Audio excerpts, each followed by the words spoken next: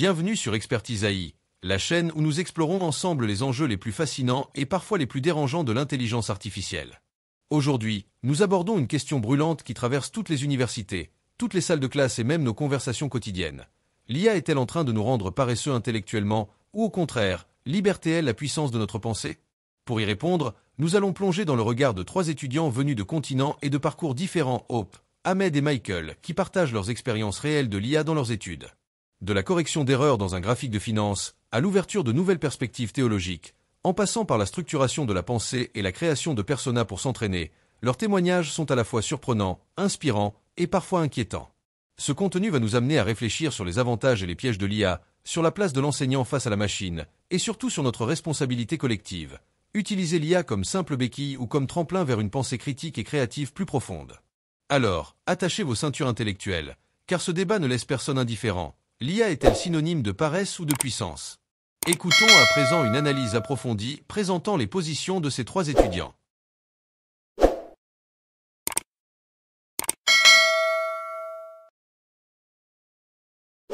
L'intelligence artificielle, elle est vraiment partout autour de nous.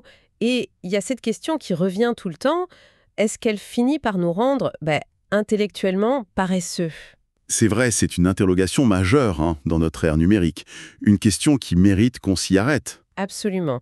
Et pour explorer ça aujourd'hui, on va s'appuyer sur une discussion que j'ai trouvée vraiment passionnante. Elle vient d'une émission de l'UNU-IAS, le AI and Sustainability Podcast.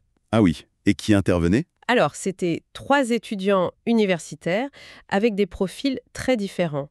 Il y avait Hope, qui vient du Kenya et de Tanzanie, en master de gouvernance pour le développement durable. D'accord. Ahmed Ali Karim, lui de Malaisie, en licence de sciences politiques. Et Michael Winter, d'Autriche, qui fait un master en études mondiales, mais axé sur la gestion durable. Intéressant, cette diversité de parcours et j'imagine de regard sur l'IA. Exactement. Et c'est ça qui est riche. Leur familiarité avec l'IA est variable. Certains se voient comme des utilisateurs assez basiques, genre je sais envoyer des emails. D'autres se situent un peu plus haut, vers 6 ou 7 sur 10, disons. Donc notre objectif aujourd'hui, c'est vraiment de plonger dans leurs témoignages pour comprendre comment cette génération perçoit et utilise l'IA générative dans ses études. Comprendre les avantages qu'ils y voient, les pièges aussi, j'imagine. Tout à fait. Les avantages pratiques, les écueils, et puis leurs réflexions un peu plus larges sur l'impact sur la pensée critique, sur l'éducation. Mais attention, on se base uniquement sur ce qu'ils ont partagé. Parfait. Alors, allons-y. Par quoi on commence? Eh bien, un premier point fort qui ressort, c'est comment ils utilisent l'IA comme un véritable outil d'apprentissage, d'analyse même. Ali, par exemple, raconte une anecdote assez frappante. Ah oui, lequel? En cours de finances publiques, il était face à un graphique, non seulement complexe, mais potentiellement faux. Et là, il a utilisé une IA. D'accord. Et qu'est-ce que ça a donné? Eh bien, l'IA n'a pas juste expliqué le graphique. Elle a aidé le groupe d'étudiants, en fait, à repérer une erreur dans sa conception même. Ah, c'est intéressant ça. Ça montre que l'IA ici, c'est pas juste un moteur de recherche amélioré. C'est utilisé comme un outil d'interprétation, d'analyse critique de données. C'est ça, pour clarifier des infos complexes, voire même mal présentées au départ. Effectivement, ça peut aider à décrypter et même à corriger une information qui serait, disons, mal ficelée. Michael, lui, a eu une démarche différente, mais tout aussi active, je dirais. Il suivait un cours de théologie à Graz et il avait l'impression que le cours avait un angle très catholique. Un biais potentiel, donc. Voilà. Alors, il a utilisé l'IA pour explorer les mêmes concepts théologiques, mais sous l'angle d'autres cultures.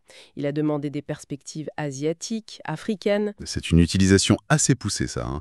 Aller chercher activement la diversité des points de vue pour potentiellement contrebalancer un biais perçu dans les ressources classiques. Exactement. C'est presque ironique, non? L'IA, qu'on critique souvent pour ses propres biais, utilisée ici pour en combattre d'autres, présents dans le matériel pédagogique. C'est une façon de construire une compréhension plus nuancée, plus critique. Tout à fait. Et puis, il y a Hope. Elle décrit une utilisation un peu plus interne, si on veut. Parfois, elles se sont submergées par plein d'idées et de perspectives dans sa tête. Oui, ça arrive. Et l'IA l'aide à structurer tout ça, à clarifier sa propre pensée. Elle donne aussi un exemple intéressant de son enseignante, Dr Jazel, qui utilise l'IA pour créer des personas. Des personas, c'est-à-dire? des profils fictifs d'interviewés pour un cours de recherche qualitative, pour que les étudiants puissent s'entraîner à mener des entretiens. Une sorte de partenaire d'entraînement virtuel. Ah oui, pas mal. Donc, si on résume ces premiers exemples, interprétation de données avec Ali, élargissement des perspectives avec Michael, aide à la structuration de la pensée et même simulation pour Hop. C'est ça. Ça montre une vraie polyvalence de l'outil dans l'éducation, bien au-delà de la simple rédaction de texte, quoi. Clairement. Mais, car il y a un mais, évidemment, cet outil n'est pas parfait. Loin de là. Ali, encore lui, partage une autre expérience, beaucoup moins réussie cette fois. Ah, racontez. Il révisait pour un examen de droit des contrats. Il demande à une IA des détails sur une affaire juridique précise, genre John contre Smith. Et l'IA lui sort une réponse hyper détaillée, très assurée. Et alors? Le problème, c'est que l'affaire John contre Smith, elle n'a jamais existé. L'IA avait tout inventé, de A à Z. Ah, voilà, le fameux phénomène des hallucinations de l'IA. C'est un piège énorme. L'IA peut générer des informations qui ont l'air tout à fait crédibles, bien structurées, cohérentes, mais qui sont complètement fausses. Et avec une assurance déconcertante apparemment. Exactement, c'est ça le plus dangereux. Elle ne dit pas « je ne sais pas » ou « je ne suis pas sûr ». Non, elle affirme, elle détaille, contrairement à un humain qui admettrait plus facilement son ignorance. Du coup, la vérification est indispensable. Absolument indispensable. Surtout quand on cherche des faits précis. Il faut systématiquement vérifier ce que l'IA raconte. Et c'est un point crucial que Hop soulève aussi d'ailleurs. Elle insiste sur le fait qu'il faut déjà avoir une certaine connaissance du sujet pour utiliser l'IA efficacement. Bah oui, sinon comment on fait la différence entre une info fiable et une hallucination bien présentée? On risque de tout prendre pour argent comptant. C'est le risque. Donc ça renforce bien l'idée que l'IA n'est pas une source d'infos passive, hein. C'est un outil qui demande un engagement actif, un regard critique constant. La connaissance préalable de l'utilisateur est clé. Il faut savoir la maîtriser en somme. C'est ça, ce n'est pas une baguette magique. Michael, lui, apporte une dimension temporelle à ça. Il rappelle à quel point ces technologies évoluent vite. Il raconte qu'il n'y a pas si longtemps, il avait essayé de faire générer une image pour un anniversaire 3 amis, thème festival, avec Happy Birthday écrit dessus. Et le résultat? Pas terrible apparemment, surtout le texte. C'était bourré d'erreurs. Alors que maintenant, il trouve que les capacités sont bien meilleures pour ce genre de tâches. C'est un bon point. L'évolution est fulgurante, ce qui veut dire que nos attentes et notre façon de les utiliser doivent s'adapter aussi. Les limites d'hier sont pas celles d'aujourd'hui, et encore moins celles de demain. Et ça l'amène à une idée assez originale. Est-ce qu'on pourrait utiliser les hallucinations de manière positive? Ah, comment ça? Pour trouver des faits? Sûrement pas. Non, pas pour les faits. Plutôt pour l'idéation. Comme un générateur d'idées un peu folles, inattendues. Utiliser le délire de la machine pour stimuler la créativité. C'est une approche nuancée, ça. Effectivement, pour chercher des informations factuelles, les hallucinations sont dangereuses. Mais si on les prend comme une sorte de générateur aléatoire de concepts, et qu'on les utilise consciemment pour ça, pourquoi pas? Ça demande une certaine maturité dans l'utilisation, non? Oui, une grande conscience de l'utilisateur. Savoir faire la part des choses, quand est-ce que je cherche une info fiable, et quand est-ce que j'explore des pistes créatives, même si elles sont un peu bancales au départ. Comprendre le pourquoi et le comment on utilise l'outil à chaque instant. Cette interaction constante entre l'IA et l'humain, ça pose la question de l'avenir de l'éducation. D'ailleurs, on a posé une question un peu binaire aux étudiants. Laquelle? Imaginez l'avenir de l'éducation mondiale. Vous préférez un monde où tout l'enseignement est fait par des tuteurs IA ou un monde uniquement avec des enseignants humains? Ah, le choix radical. Et alors, leur réponse? Ali et Michael, eux, penchent plutôt pour un mix, un modèle hybride. Ils voient bien l'IA comme un super outil pour accéder aux ressources, trouver des références, avoir de l'info brute rapidement. Mais pour eux, l'enseignant humain reste irremplaçable. Pour le guidage, l'interprétation plus fine, le contexte, pour aider quand on n'a pas compris quelque chose. Il trace une ligne claire, en fait. D'un côté, l'accès à l'information, la gestion de données, là, l'IA est forte. De l'autre, l'accompagnement pédagogique, la construction du sens, le mentorat, ça c'est humain. La valeur ajoutée de l'enseignant, c'est ça. Oui, cette capacité à guider, à inspirer, à s'adapter à la personne. Chose que l'IA actuelle, elle peine à faire réellement. Par contre, Hop, elle est plus tranchée. Face à ce choix, elle n'hésite pas à en défendre les enseignants humains. Ah oui, pourquoi cette préférence si nette? Pour elle, c'est la connexion humaine qui prime. Elle parle même de goosebump awareness. Comment traduire ça? La conscience qui donne la chair de poule. Hmm, le frisson de l'apprentissage partagé, peut-être? Oui, c'est un peu ça. Le fait d'apprendre de quelqu'un de passionné, d'investi, la relation elle-même est au cœur de l'apprentissage pour elle. C'est intéressant parce qu'elle met vraiment l'accent sur la dimension émotionnelle, relationnelle, ce qu'on oublie parfois dans les débats très techniques sur l'IA. C'est vrai. L'importance de la motivation qui se transmet, de la passion contagieuse, de l'expérience humaine qu'on partage en apprenant. Une IA peut simuler l'empathie, mais cette connexion authentique, c'est autre chose. Pour Hop, ça semble être un moteur essentiel. Et ces réflexions sur l'avenir de l'éducation, ça nous amène assez naturellement à penser aux objectifs de développement durable, notamment l'ODD 4. L'éducation de qualité pour tous, oui. Comment l'IA peut aider, ou peut-être nuire, à cet objectif d'après leurs expériences? Alors, est-ce qu'il donne des exemples concrets? Oui. Ali parle d'un projet qui utilise l'apprentissage machine pour créer des outils de traduction pour des langues qui ont peu de ressources numériques, pour aider à déchiffrer d'anciens textes, par exemple. Rendre le savoir plus accessible. Ça, c'est un potentiel énorme pour l'inclusivité. Briser les barrières linguistiques. Et Michael avait aussi évoqué le potentiel pour les étudiants en situation de handicap, la reconnaissance vocale, par exemple. Oui, ce sont des exemples clairs où l'IA pourrait vraiment soutenir le DD4, faciliter l'accès, compenser certains handicaps. Mais j'imagine qu'il y a des conditions. Effectivement, et c'est un point sur lequel ils insistent tous. Ça dépend d'une utilisation réfléchie, responsable et éthique. La fameuse utilisation responsable, comment ils la définissent? Michael propose une distinction intéressante. La responsabilité, c'est de comprendre ce que l'IA peut faire et ne peut pas faire, ses limites. L'éthique, c'est de toujours questionner les résultats, de ne pas les prendre pour parole d'évangile. C'est une bonne base. Et Hop, elle, plaide carrément pour une littératie numérique pour tous.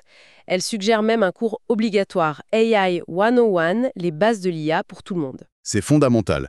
Pour que l'IA serve vraiment une éducation de qualité et équitable, il faut que les gens, étudiants, enseignants, soient formés à l'utiliser de manière critique.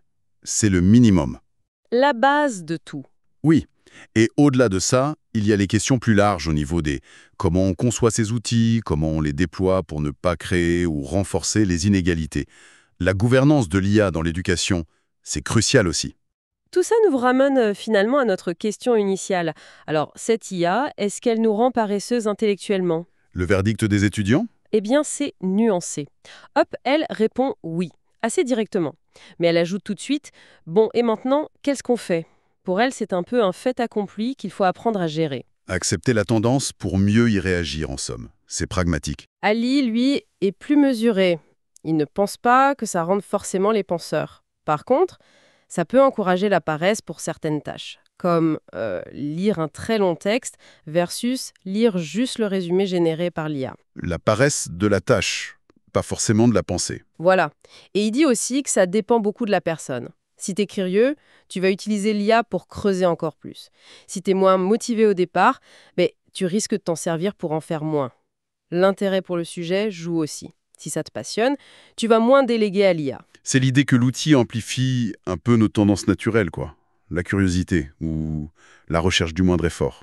La distinction tâche-pensée est pertinente aussi. Et puis, il y a Michael qui propose une lecture encore différente. Pour lui, la réponse est non. L'IA ne nous rend pas paresseux. Au contraire. Ah, comment ça? Paresseuse, c'est-à-dire les opérations mentales un peu répétitives, de bas niveau.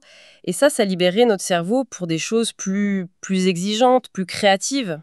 Une opportunité de se concentrer sur la pensée de plus haut niveau, en quelque sorte. C'est ça. Et il ajoute même que ça pourrait nous aider à mieux définir ce qu'est la pensée humaine, justement, par contraste avec ce que fait la machine. C'est une perspective assez optimiste et stimulante.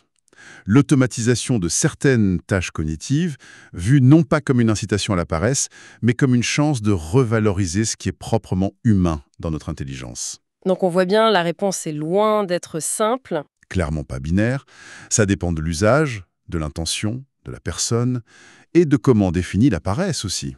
D'ailleurs, c'est amusant, on a posé la même question à une IA générative. Et qu'est-ce qu'elle a répondu l'IA sur sa propre influence? Eh bien, une réponse très IA, justement. Très prudente, très équilibrée. En gros, oui, l'IA permet la pensée paresseuse si on se contente de ses réponses. L'analogie de la calculatrice, on peut l'utiliser même pour faire 2 plus 2. Mhm. Elle dit qu'elle reconfigure notre façon de penser, mais que le choix d'aller plus loin ou de prendre le raccourci, c'est le nôtre. Une réponse très IA, diplomate. Et les étudiants, comment ils ont réagi à ça? Assez unanimement, ils ont dit « Ah, ça c'est typiquement une réponse d'IA ». Ali a trouvé ça bien balancé, mais il a ajouté que ça manquait d'une vraie évaluation, d'une analyse un peu créative ou critique. Ils sont d'accord sur le fond, mais ils perçoivent un manque de... De profondeur, oui. Une impression de surface. C'est une méta-réflexion intéressante, ça. L'IA décrit bien le dilemme, mais sa réponse manque de cette prise de position, de ce jugement nuancé qu'un humain pourrait avoir.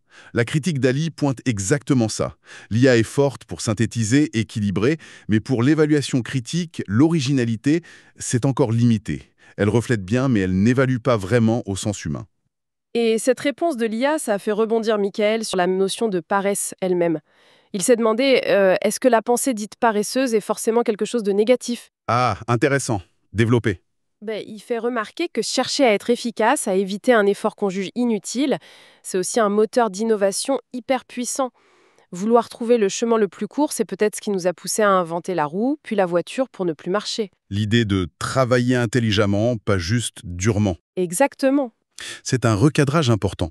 Il faut sans doute distinguer la paresse intellectuelle, qui nuit à l'apprentissage, celle où on évite l'effort de comprendre, de la recherche d'efficacité et d'optimisation, celle qui vise à libérer du temps et de l'énergie pour des tâches plus complexes ou plus créatives. Et ça renvoie à l'intention dont parlait aussi OPALI. Tout à fait. Pourquoi est-ce que j'utilise ce raccourci IA-GEM? Est-ce que c'est pour fuir l'apprentissage ou est-ce que c'est pour atteindre un objectif plus élevé, plus vite, plus efficacement?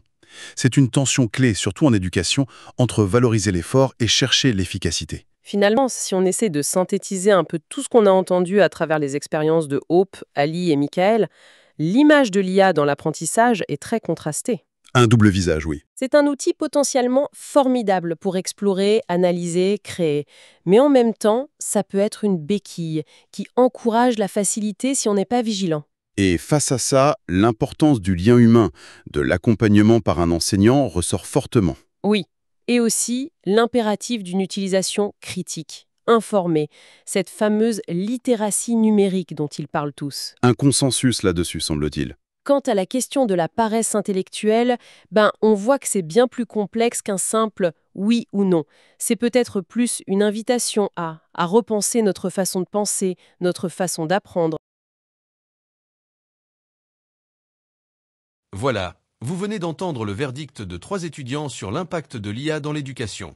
Paresse intellectuelle pour certains, tremplin vers une pensée plus critique et créative pour d'autres.